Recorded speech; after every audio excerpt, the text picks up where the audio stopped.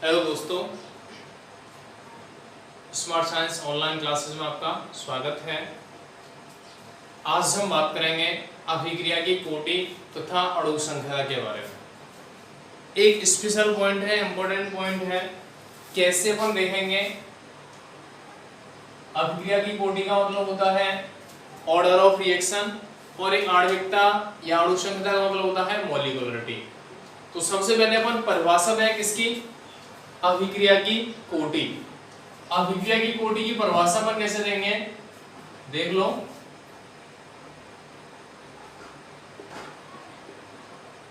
इसको अपन पढ़ें, order of reaction. परिभाषा क्या होती है सुने। दो स्थितियों के अकॉर्डिंग अपन परिभाषा दे पाते हैं।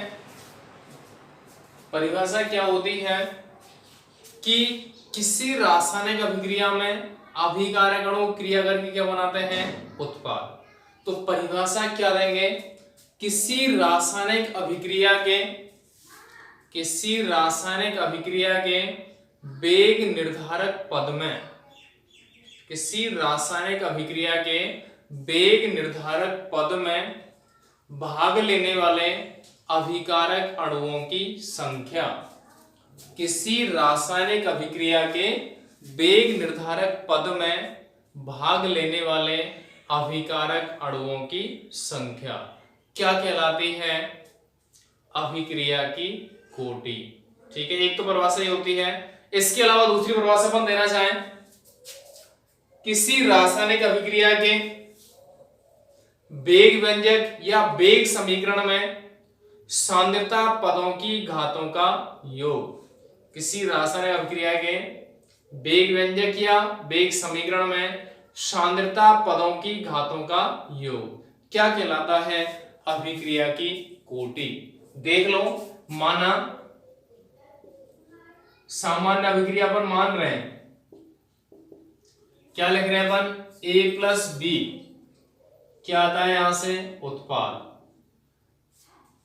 तो यहां से अपन देखें वेग व्यंजक, अपन देखें माना कि वेग समानुपाती a की पावर 1 b की पावर क्या हो जाए?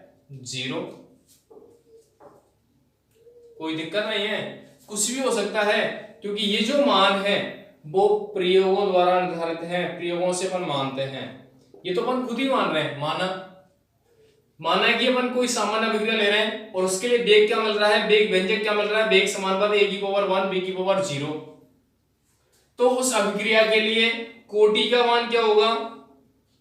सांद्रता पद कौन से? ये दोनों ही तो है। इसकी पावर में क्या है? 1 और इसकी पावर में क्या है? 0। तो कोटि बराबर क्या आएगी? 1 प्लस 0 बराबर क्या आएगा? 1। ठीक है, या अपन ऐसे कहते हैं कि वेग बराबर क्या होता है?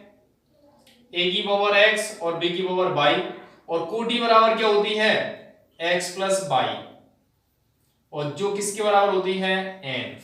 n के बराबर होती है। हमने पढ़ा है कि वेग व्यंजक है उसमें सांद्रता पद है, उनकी घात क्या है? x और y।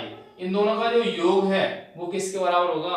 कोटि। तो परिभाषा मैंने क्या दी है, क्या बताई है कि किसी रासायनिक अभिक्रिया के प्रायोगिक रूप से निर्धारित वेग निर्धारक पद में उपस्थित, या अपन कह सकते हैं किसी रासायनिक अभिक्रिया के वेग निर्धारक पद में भाग लेने वाले अभिकारक अणुओं की संख्या कोटि कहलाती है। कोई दिक्कत नहीं है। दूसरी अपन परिभाषा दे रहे हैं, किसी रासायनिक अभिक्रिया के वेग व्यंजक में, वेग व्यंजक है ये, में सांद्रता पदों की घातों का योग x प्लस वाई बराबर n, जो किसके बराबर होता है? कोटि के। तो ये तो किसकी परिभाषा होती है? अभिक्रिया की कोटि के लिए। ठीक है, कोई दिक्कत नहीं होनी चाहिए। इसके बाद अपन देखें कि माना कि एग्जांपल ले लें, हम उदाहरण ले लें।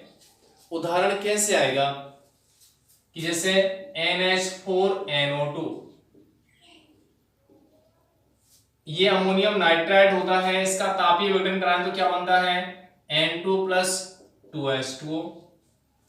ठीक है, इसके लिए वेग व्यंजक लिखें, वेग समीकरण लिखें, वेग समानुपाती NH4NO2 की पावर 1, तो बेग बराबर क्या मिलेगा, K NH4NO2 पावर 1। कोई समस्या नहीं। अब यहां से अपन लिखें कोटि का मान, सांद्रता पद यही है, इसकी पावर में क्या है 1, तो कोटि का मान कितना आएगा 1 आ जाएगा। कोई समस्या नहीं। तो सीधा सा है, किसी रासायनिक अभिक्रिया के वेग व्यंजक में सांद्रता पदों की घातों का योग क्या कहलाता है, कोटि कहलाता है। ठीक है, इस एग्जांपल में कोई समस्या नहीं है, कैसे भी नहीं है, क्योंकि ये जो राशि है एक प्रायोगिक राशि है और प्रायोगिक जो राशि है वो प्रयोगों द्वारा प्राप्त की गई है। ऐसा नहीं है कि प्रत्येक प्रयोग को हम अपने स्तर पे कर पाए, संभव ही नहीं होता।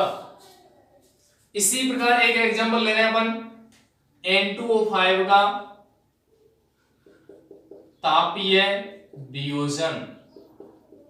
क्या ले रहे हैं, N2O5 का तापीय वियोजन। इसकी अभिक्रिया क्या होती है देख लें। 2N2O5 बनता क्या है, यहां से 4NO2 और प्लस में O2। देख लो बैलेंस है या नहीं है। नाइट्रोजन कितने यहाँ पे 4, इधर कितने हैं 4, ऑक्सीजन कितने हैं 10, इधर कितने हैं 10 हैं। इस अभिक्रिया के पद होते हैं कि यह अभिक्रिया 3 पदों में संपन्न होती है। 3 पदों में कैसे संपन्न होती है वो देख लें अपन क्या होगा। देखेंगे तो अपन कहेंगे फर्स्ट वाला जो पद है उसमें एक अणु N2O5 विघटित होता है। उसके बाद सेकंड जो पद होता है उसमें जो बनने वाला उत्पाद है वो दोबारा से विघटित होगा। उसके अलावा लास्ट में क्रिया करते हैं अगला अणु। अब यहां से हम देखें इसके पद कौन कौन से होते हैं, 3 पद में हो रहा है 3 पद। तो पहले पद में अपन देखेंगे N2O5 का एक अणु टूटेगा किसमें N2O3 और प्लस में O2। इसके बाद जो N2O3 बना है वो वापस से टूटेगा NO2 और प्लस में NO। ठीक है, अगले पद में जो N2O5 एक और रह गया है वो इस NO के साथ क्रिया करेगा।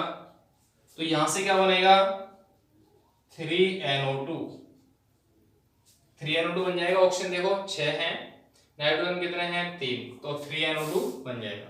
इन तीनों को अपन जोड़ेंगे क्या मिलेगा, इधर तो 2N2O5 क्योंकि इससे ये कैंसिल हो जाएगा, इस वाले से ये कैंसिल हो जाएगा। तो यहां से बनेगा क्या वही, इधर तो एक N2O5 दूसरा N2O5, इधर क्या बचेगा 3 और 1 4NO2 और प्लस O2। यही रिएक्शन आएगी। तो यह अभिक्रिया कितने पद में हो रही है 3 में, 1 2 3। ये जो पद है वो कैसा होता है स्लो और ये दोनों कैसे होते हैं फास्ट। कैसे होते हैं फास्ट। अब जो स्लो पद होता है, जो पद धीमी गति से होता है उस पद को वेग निर्धारक पद कहा जाता है। इसको अपन शॉर्ट में कहते हैं रेट डिटरमाइनिंग स्टेप, वेग निर्धारक पद कहा जाता है। तुम अभी ये सोच रहे होंगे कि पता नहीं कैसे कैसे अपन बता रहे हैं, कैसे कैसे पद ले लिए, हमें तो वो समझ में नहीं आ रहा। समझ में की जो बात है वो हम ये कह रहे हैं, मैंने पहले बताया था कि इस अभिक्रिया को हम प्रयोगों द्वारा करा रहे हैं कि जब N2O5 को अपन गर्म करने के बाद गर्म करते हैं तो यहां हमको पता है क्या बनता है 4NO2 प्लस O2। लेकिन जो प्रयोग हैं वो हमारे स्तर पर काम नहीं करते या उनको अपन अपने स्तर पर नहीं करा सकते। तो बड़ी बड़ी जो लेबोरेटरी हैं, बड़े बड़े जो वैज्ञानिक हैं वही इनको संभव करते हैं। तो उन्होंने ये बताया है कि ये जो अभिक्रिया है वो कितने पद में संपन्न होती है 3 में। पहले पद में इसका एक अणु स्लो कंडीशन में क्रिया करेगा, N2O3 और O2 में टूट जाएगा। दूसरे पद में जो N2O3 बना है वो टूटेगा NO2 और NO में, फास्ट होगा। अगले पद में एक अणु और रह गया इसका N2O5 और यहां से जो NO बना है वो काम में आएगा, क्या बनेगा 3NO2। अब तीनों की इन्होंने तुलना की थी कि कौन से पद धीमी गति से होगा और कौन सा पद फास्ट होगा। तो यहाँ पे जो धीमी गति का पद है ये वाला जो पद है, पहला जो पद है वो स्लो होता है, और ये जो दोनों पद हैं वो कैसे होते हैं, तीव्र या फास्ट होते हैं। जो स्लो पद है उसको इन्होंने क्या कहा था कि इसका जो वेग है, इस अभिक्रिया का जो वेग है इस पद पर निर्भर करता है, इसलिए इन्होंने कहा था ये पद कैसा है, वेग निर्धारक पद है, जिसको अपन क्या कहते हैं इंग्लिश में, रेट डिटरमाइनिंग स्टेप। ठीक है, आगे हम बात करें, ये वेग निर्धारक पद हो गया कि अब अपन देखेंगे इसके लिए अभिक्रिया कोटि और अणु संख्या की बात, अभिक्रिया कोटि की बात करें। अब कोटि कैसे निर्धारित करेंगे, जो मैंने परिभाषा बताई है वो दोनों यहाँ पे अप्लाई करें। परिभाषाओं में अपन क्या करते हैं, मैंने परिभाषा बोली थी शुरुआत में, किसी रासायनिक अभिक्रिया के प्रायोगिक रूप से निर्धारित वेग निर्धारक पद में, वेग निर्धारक पद यही है, वेग निर्धारक पद में भाग लेने वाले अभिकारक अणुओं की संख्या। इस पद में कितने अभिकारक अणु भाग ले रहे हैं, एक। कितने ले रहे हैं, एक ही ले रहे हैं, तो इसकी कोटि का मान कितना मिलेगा, एक मिलेगा। तो ये तो पहली परिभाषा से क्लियर हो गया। उसके बाद दूसरा है, इसके लिए अपन वेग व्यंजक लिखते हैं, तो वेग समानुपाती N2O5 की पावर 1 होता है, तो वेग बराबर क्या लिखते हैं, K N2O5 की पावर 1। तो दूसरी परिभाषा क्या थी, किसी रासायनिक अभिक्रिया के वेग व्यंजक में सांद्रता पदों की घातों का योग, सांद्रता पद N2O5 है, इसकी पावर में क्या है 1, और 1 है तो कोटि का मान कितना मिलेगा, 1 मिलेगा।